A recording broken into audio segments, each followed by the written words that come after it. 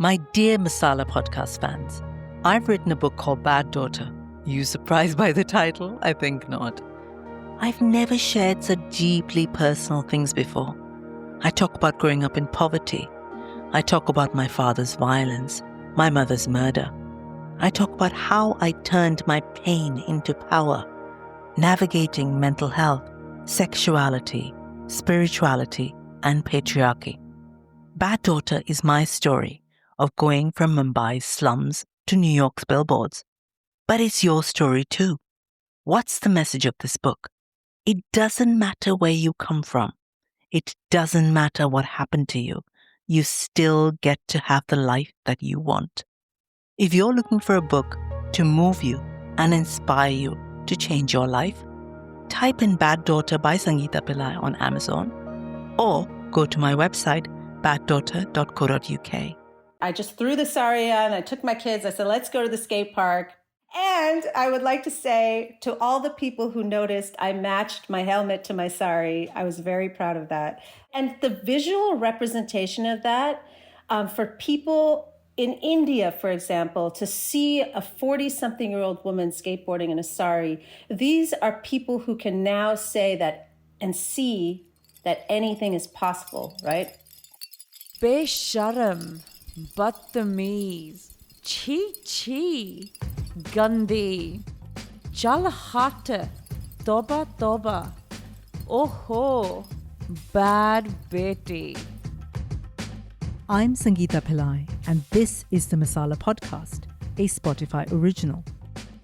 This award-winning feminist podcast for and by South Asian women is all about cultural taboos, sex, sexuality, periods, mental health, menopause, nipple hair, shame, and many more taboos. Join me around my virtual kitchen table as I talk with some inspiring women from around the world, exploring what it means to be a South Asian feminist today. I loved chatting with Oorbee Roy, who lives in Toronto, Canada. She started skating at the age of 43, when most South Asian women are told that we're just too old. Well, that didn't stop Oorbee. Now at 47, not only is she a fabulous skateboarder, she's been featured on so many media outlets. Her Aunty Skates persona on TikTok, someone who wears a sari and skates, is a real joy to watch. Oorbee spreads real positivity, sari flying through the air as she somersaults. She skates with her 2 kids and her husband, and it's lovely to see. So yes, Aunty Skates shows us that it's never too late and that we're never too old to do whatever it is that we want to do. Oh, and if you fall off a skateboard, just get up and do it again. Brilliant life advice. I hope you enjoy this episode.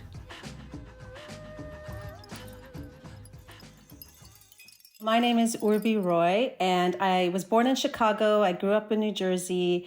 I'm from a Bengali family. My parents were immigrants. I was a computer programmer. I started off as a computer programmer, and I left my Wall Street job, sorry, Mom, in my 20s because I wasn't happy. And I started to pursue my creative passions. Somewhere along the line, one of my creative passions was a Montreal skateboarder. I fell in love, married him, and moved to Canada. And I've been here since 2005. I've been in Toronto. Such a great quality of life here. I have 2 kids with my husband, and we're all skateboarders, which is just fantastic. So let's start. I have this question to ask you. What is a 47-year-old Indian woman in a sari doing skating? Tell me. I love the way you said that, like the way it rolled off your tongue like that. It sounds sexy. It is sexy. It's sexy, right? I'll take that. I'm going to own that. I'm going to get that tattooed on my arm. I'm going to do it. So my husband was a skateboarder. And honestly, I kind of said the same thing you said in the beginning, that it just seemed so fascinating, but, you know, so far removed from anything I could do as a grown woman. I can't get on a skateboard. I wasn't even allowed a bike growing up. Forget it. But when my kids started skateboarding, I was like, oh, no, no, no, no, no. I don't want to be the mom standing there watching my kids and my husband living their lives, and I'm on the sidelines. That was just not for me. I don't want to be on the sidelines of anything while other people are living their best lives. So I said, you know what? I'm going to learn how to skateboard. I don't care if I'm going to be terrible at it. I don't care if I'm going to fall. I don't care if people laugh at me. I'm going to go out there and do this now. And I immediately fell, but I got back up again, and I just became addicted right away. It's just so liberating. Exactly what you think. It is that. It is liberating. So I bet you didn't turn out to be the usual doctor, lawyer, engineer that South Asian folks aspire to be. Well, what did your parents think? Well, I did go into computer science and I was, an engineer in that respect. So I fulfilled my goals as a good Indian daughter. But I was so unhappy. I remember the day that I went downstairs and called my dad and said, Baba, I can't do this anymore. I'm miserable. And my dad was like, okay, if you want to quit, I'll support you. I support your decision. And I think the reason they did that was because I fulfilled their expectation of me, right? I did the thing they wanted me to do, and they realized I was unhappy. And so then ultimately, the next thing they want me to fulfill is happiness. They want me to be happy. They're going to be the parents that make their kid miserable. Thankfully, they were not. So they were supportive. And yeah. That's really nice to hear, actually, because too often you hear these stories about South Asian women, particularly having to kind of leave the family fold because they're not happy or they're not supportive with the choices you've made. So this is really, really good. So you call yourself Aunty Skater, and I think that's what drew me to your account first. But something tells me you're definitely not the toxic auntie that we all know. I know from you that that's important to you. Can you talk a little bit about that? Right. I think in the South Asian community, I mean, a lot of communities have that one person who, the stereotypical person who judges you, who asks why you're not married yet, why did you put on weight, what job do you have? And in South Asian culture, it's the auntie. And I think the auntie was once somebody full of dreams and hopes, and maybe those dreams and hopes got squashed by society and the patriarchy and stuff. And I saw a lot of women on Instagram being triggered by this auntie. These are South Asian young women. And I said, oh my God, I'm an auntie. I'm definitely not a toxic auntie. So why don't I go out there and be the auntie that builds you up and doesn't tear you down? I will, if somebody says something to me on Instagram, I will always build them up. And I think the world needs that. We can be part of the change, right? The auntie gets a lot of flack in South Asian culture. Growing up in Mumbai, I remember this one particular auntie who would stay up late at night so that she could clock what time I was coming home after my job in the advertising agency where I worked. She would then ask my mum the next day, "Why is your daughter coming home at midnight? What kind of job does she do that makes her work so late?" Obviously, the implication was that I was up to no good and hence stayed out so late. These comments from the auntie next door would always trigger my mother because her daughter's morality was being questioned, and therefore hers too. So yes, everyone growing up in South Asian culture understands only too well the auntie trope. The sneaky auntie who'd call your parents to snitch on which boy you were seen with. The bitchy auntie huddled in the corner at a wedding, dishing out all the gossip about who was having an affair with whom. The judging auntie who always made a comment about how thin or how fat or whatever you looked in that new dress.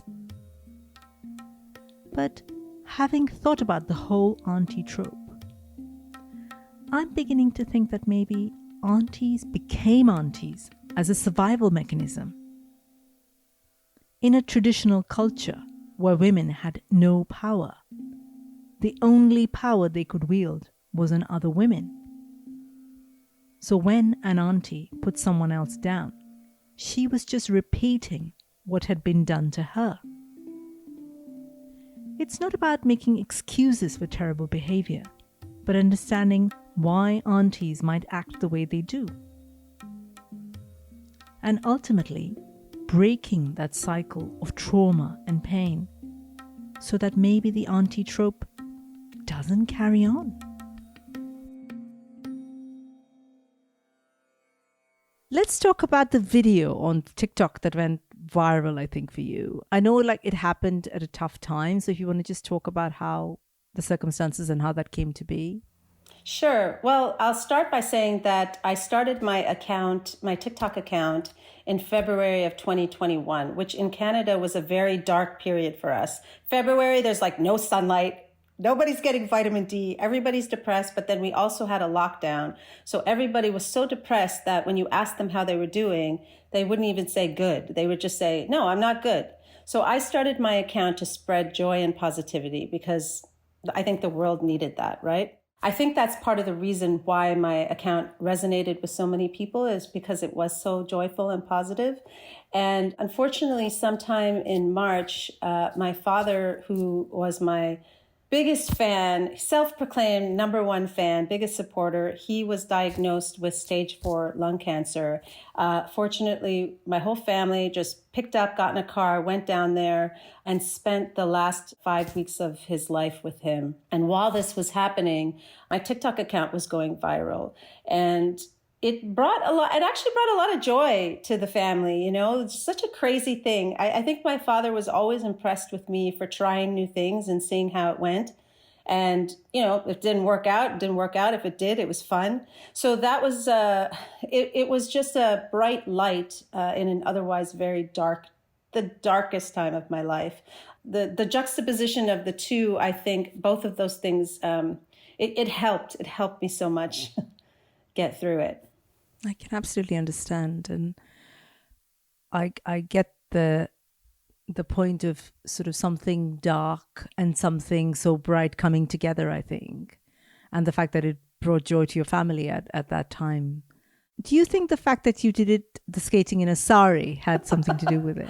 Yeah. I think I made that video on the Bengali New Year. And I really miss wearing saris. I am not a typical, I don't wear a lot of dresses. I don't get dressed up very often, but I love a good sari and I will wear it any chance I get. And because of COVID, there was no chance to wear a sari. And it was Bengali New Year and I hadn't seen my family in a while. And I just threw the sari on. I took my kids. I said, let's go to the skate park. I really didn't think anything of it. Sure, I'm not going to sit here and say, I didn't think it'd go viral.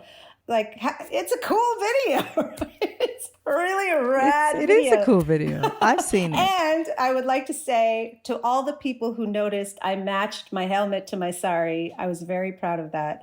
And you know what? It brought a lot of joy to people. It brought a lot of joy to people, myself included, my family included. And the visual representation of that, for people in India, for example, to see a 40-something-year-old woman skateboarding in a sari, these are people who can now say that and see that anything is possible, right? And that's really important. It was an unintended side effect, but so, so important. I absolutely get that. I think as somebody who's South Asian, also who lives in a different country, you almost kind of adopt the dress code of that country, don't you? Like when you're going to work, you wear Western clothes, or you're going out for drinks, you wear whatever. And then the Indian part of you is something you keep for like Durga Puja or Diwali or things like that. And I think what you did, which is wore the sari to the skate park, I think is brilliant because A, it makes a cool video, like you said, but B, it also makes a point that our identity is our kind of Asian identity is very much part of our new life in the new country that we've made it. And it doesn't have to be this hidden, comes out once a year kind of part of ourselves. It can be in the boardroom. It can be in the skate park. Why not, right? Why not? 100%. And I think personally for me, like for you, saris make me feel A, connected to my culture, B, dressed up, and also like there's this grace and elegance that I think comes to my body when I wear a sari. It's like hundreds of generations of people before me have worn that, and I'm kind of carrying that. And I wonder if it's anything similar for you. I feel very powerful in a sari. There's something about getting the right fall, putting it over your shoulder properly. You know, I'm very proud that I wear a sari without putting any pins in it. I always feel very powerful. I'm a tall person. I'm a tall woman. If I put heels on, I'm 5'10". So I walk into a room and people see me with a sari, and it's, you know, there's power to that, right? And I love it. And I want my daughter to see that too. Plus, I have a lot of saris. So many. You know, I don't know in India if people wear saris as much. I think they wear lengas a lot too, and salwar kameezes. But I love a sari. It makes me feel comfortable. You know, I feel comfortable enough in it to skate in a bowl. So. Yeah, exactly. To all those women who are sort of listening to this, oh my God, it's so uncomfortable wearing a sari. Well, somebody here is skating in one, so it can't be that difficult. Well, I will say this, that I spent over 10 years doing Bengali folk dancing. So that is a skill set of mine, is to be able to move around in a sari. It's a learned skill. Yeah, so don't do this at home, basically, is what you're saying. No, don't do that. Unsupervised. Wear a helmet, a matching helmet. A matching helmet if you can. As a little girl, I'd watch my mother and my aunts wear their saris. It seemed magical to me, seeing the women in my family drape themselves in these yards of bright, colourful silks, crisp cottons, and slippery georgettes. As South Asian women, we've been wearing saris for millennia, and we pretty much wear saris the same way now as we did thousands of years ago. Whether that sari is a Banarasi silk woven in the holy city of Varanasi, or a heavy brocaded kanjivaram worn at weddings, or the crisp, pure white settumunda worn in Kerala, the sari remains the ultimate South Asian garment for me. Bright, colourful, traditional, and sensual, all at the same time. There is something sensual about the feel of smooth silk tucked deep into your waist. There's something sexy about the choli or blouse worn with a sari that's hugging your breasts. There's something flirtatious about the pallu of a sari that goes over your shoulder, sashing across your bottom as you walk. I feel sexy in a sari in a way that no other type of clothing makes me feel. You spoke a little bit, I think, in our call earlier about how skating to you isn't just skating, isn't just a sport, like it's a big part of your life, and how it also helped you in your mental health journey. Could you talk a little bit about this? Yeah, so it has, the first part of the question is how it's changed my life. And I think before I started skateboarding, I looked at every mistake I made as some sort of failure, you know, I didn't get the promotion, or I didn't get the raise, or I didn't finish the project, or you know, my business didn't make the sales it was supposed to make. It was just failure. And I think that's maybe something very common in the South Asian community, is that we put so much pressure on ourselves that everything becomes so extreme, right? And every little bit of failure is such a big deal, right? Some point along the way, I started skateboarding. And remember I told you earlier, I said I immediately fell? Well, I got back up and I tried again. And the beauty of skateboarding is, and this is why I love parenting my kids at the skate park, is because when you fall, you get back up and you try again and you try again and you keep trying. And every time you fall, you learn a little bit more as you go until you land the trick. And in skateboarding, that's just part of the journey. That's kind of part of the excitement, is like, oh my God, I'm getting closer. I've almost got it, right? So that really taught me in my life, it translated into my real life, that I can fall. It's part of the journey. It's not, failing is not the end. It's just part of the process, right?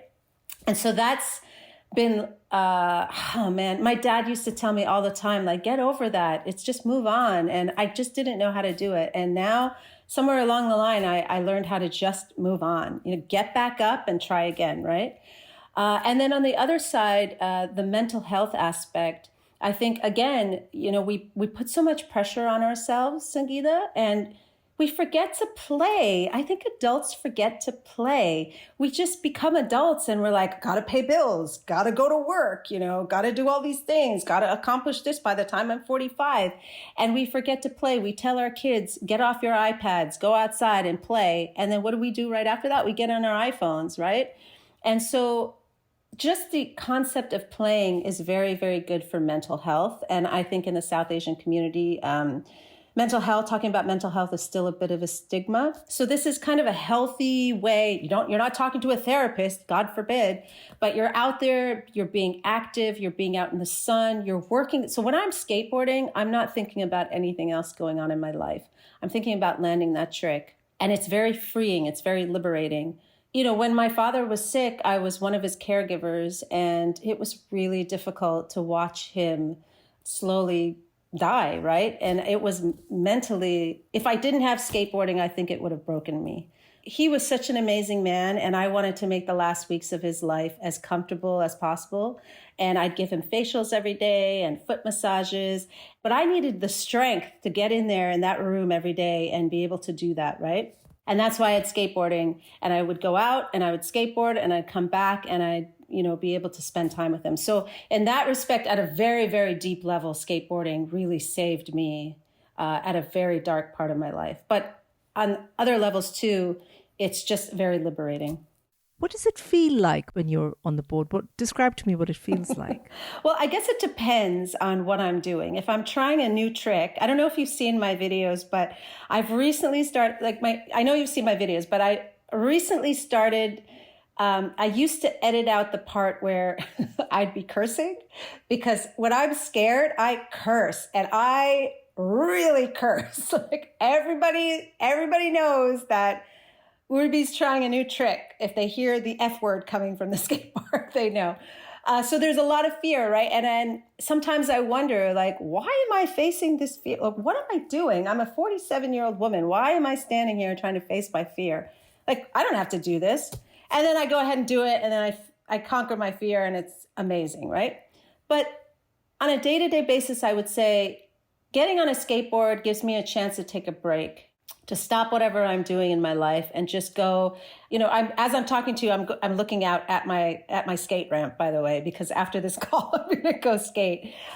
It's maybe a chance to check in with yourself or check out, right?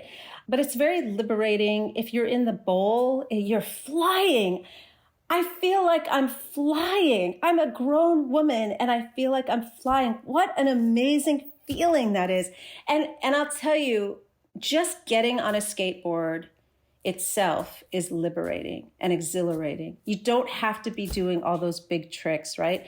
When I say it's never too late to live your best life, I don't mean go out there and be an Olympic athlete. I mean, go out there and do the thing you always wanted to do, because it is so freeing, right?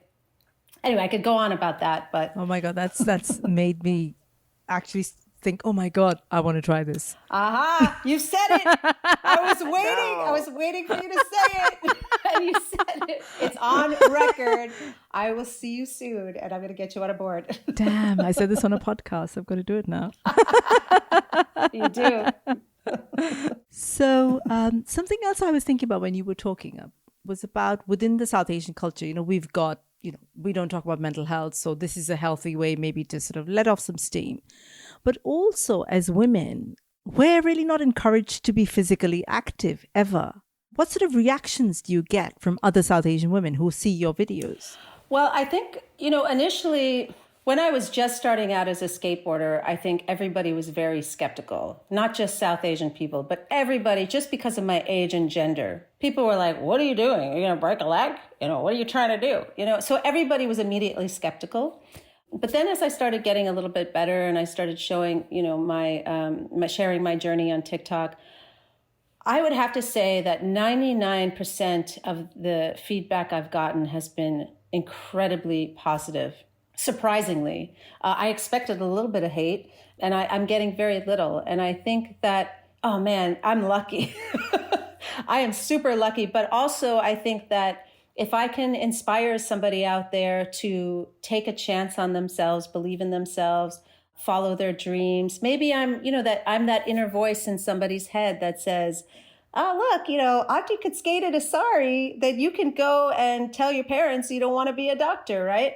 And actually that's happened. I've had people contact me and say, I didn't go pursue my dreams when I was younger, and I'm going to go back to school and do it now. Or somebody else who said, you know what, I don't want to go to school for engineering. And because of you, I had the strength to go tell my parents that I don't want to do engineering. And I get these kinds of messages from people all the time, which is just fantastic. I mean, maybe there's some parents out there who are pretty pissed at me, but not my parents. They're super proud of all the decisions that I made, right? And I think that when I saw those young South Asian women complaining about the toxic auntie, and I said, I'm going to be the one that builds them up, maybe it's working. Maybe it's working, and that makes me feel really good.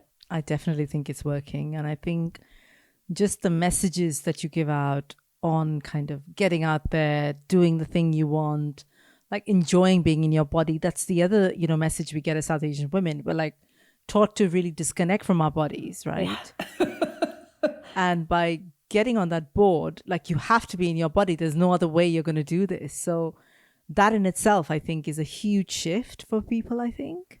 I'm so incredibly grateful to be at this place in my life, because there have been times in my life where I've been very lonely or lost or body conscious or in a bad relationship or not sure what's going on. And I think I've been there, and I can relate to all the people that are going through a thing, because I've been through the things. And that's why there's so much joy, genuine joy and gratitude, because I'm at a place in my life where I just don't care what anyone thinks, and I'm out there doing these things. I'm living my best life. And I'm glad that people can see that. And I think that that's something that I share as much as possible, that even if you're not in the right place right now, you will get there, right? And that's important. I want to make sure I say that here. That's important. It may not be today. It could be tomorrow. Growing older within South Asian culture, while there's like this whole reverence for older people, our grandparents, etc., we're taught that once you get to a certain age, you just sort of wait around to die. Like that's pretty much it. Just talking from my own experience, like just thinking of my parents, their parents, we're taught to sort of pass on the baton to younger people and just kind of retire. And what you're doing is the opposite of that. You're like, okay, young people skate. I'm going to get on that skateboard and I'm going to do these crazy things. So I think it's wonderful for older South Asian women like me and other, people who will be listening to this to say, wow, that's pretty cool. If she can do it, maybe I could do these things as well. And it's not just, life's not over just because you're told this myth, I think, that you get to your 40s, you get to your 50s, and that's it, job done, sit quietly now. Yes, I think we've been told that our job is to raise our kids, and then once the kids are off, we've done our job, right? And that just never made sense for me. People are living a long time these days, and yeah, sure, raising my kids is an important part of what I do, obviously. But I tell them all the time, like, I come first. My happiness comes first, and then yours, for me, in my mind. Because if I'm not happy, nobody in the house is happy. Let me just tell you, like, if me and mama comes out, nobody's happy. But I want to be able, it's like that, it's the saying about put your own oxygen mask on first before you put on your child. So I always make sure that I'm mentally or physically or whatever it is in a good place. And that way I can have fun. And the side effect of that is that going out there and living a good life and being active, I mean, just practically speaking, you've got endorphins flowing, serotonin, like all the feel-good vibes. It's addictive, right? Why not want more of that? Why just sit there and wait for grandkids? I'm not going to live right. When I said earlier, I said, I'm not going to live my life through my kids. I'm not going to stand there on the sidelines watching my kids have fun. That's going to go on for as long as possible. I'm not putting that pressure on my kids either, right? That's not fair to them. So I encourage everybody to go out there and do the thing you always wanted to do. It doesn't have to be skateboarding, right? For me, if I started skateboarding at 43 and I skate until I'm 63, that's 20 years of skateboarding I got. If you always wanted to knit or play piano, if you wanted to play piano, you could play piano into your 80s, right? Why stop that? You got like a long way to go. Absolutely. I love that. And it's completely the opposite of the message we get growing up, that everything stops when you reach a certain age. And actually, the truth is it doesn't. I mean, look at you, look at me. I'm about to be 50 this year. And, I'm only just getting started. Yes, you look great, by the way. Wow. Thank you. Thank you very much. You look great. Only just getting started. I'm excited about what I'm going to do in my 50s. I'm like, ooh, what am I going to start in my 50s? Like, that's going to be fun, right? The kids will be older. I'll be able to do, I don't know, something crazy. We'll see. I love the sound Maybe of that. roller skating. Maybe I'll start roller skating. Which brings me very neatly to my next question. What is next for Aunty Skater? What plans are you concocting? Yeah, well, I've got some really, really exciting things coming up. I am starting to put together an online course for everyone out there who wants to start skateboarding, and just the basics, like adult to adult. I think there's a different way to learn as an adult. So I'm starting to put like about 6 or 7 absolute beginner courses together, and they'll be available online. And the world is opening up again, Sangeeta. So I'm going to start some trips. Like, I've made a lot of friends all over the world. And so a lot of the things that I hear is that people are afraid to go to the skate park. They're afraid to start. They don't know where to start. So I'm going to start organizing some skate trips, maybe in California or UK or Banff. We'll see. So you follow me on Instagram at Aunty Skates or TikTok at Aunty Skates, and you can stay updated on that. Brilliant. And I think what you just said there, a lot of people are scared to go to skate park because it's full of trendy young people, right? Like, I wouldn't even look at that and think, I'm going to go do that, because it just looks terrifying. But I think what you're doing, which is taking people to those places and to say, look, actually, it's not that scary and it can be fun and we can do it together, is absolutely wonderful. Right. I mean, I want there to be a recipe of success. I want people to succeed at this thing that they're trying. It's very scary to be an adult getting on a skateboard. I'm not going to take that away from anybody. But there's some secrets to make it a little bit easier. And I've got those secrets. And I want to share it with people. And I'm looking forward to it. I'm sure loads of people listening to this will be very excited to share that journey with you. Thank you so much, Oorbee, for being on Masala Podcast and for sharing all your wisdom and all the fun things that you've done. And also kind of like, I love how it's almost like skating is a metaphor for life, I think. It's almost saying, get on there, keep, fall, but that's not a big deal. You'll get up and do it again and again and again. And don't get hung up. Yeah, and Auntie's got your back. And Auntie's got your back. Auntie's got your back. I love that. I absolutely love that. Thank you so much for being on Masala Podcast. Thank you. I'm Sangeeta Pillai. Thank you for listening to Masala Podcast, a Spotify original. Masala Podcast is part of my platform Soul Sutras. What's that all about?